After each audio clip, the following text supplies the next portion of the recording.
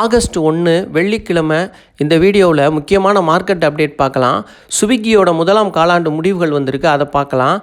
கோல் இண்டியாவோட முதலாம் காலாண்டு முடிவுகள், அப்புறம் சப்ஸ்கிரைபரோட கொஸ்டின், அப்புறம் இந்த என்எஸ்டிஎல் ஐபிஓவோட பற்றி 2ஆம் நாள் முடிவுகள் என்ன வந்திருக்கு, கிரே மார்க்கெட் ப்ரீமியம் எவ்வளவு எல்லாம் பார்க்கலாம். முதல்ல என்எஸ்டிஎல் ஐபிஓ பற்றி பார்ப்போம்.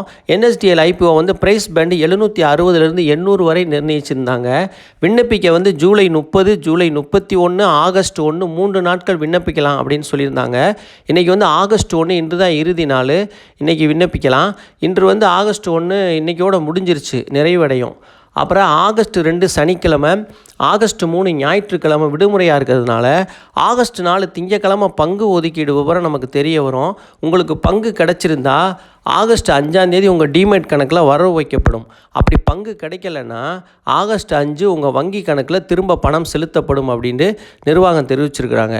ஆகஸ்ட் 6 புதன்கிழமை என்எஸ்சி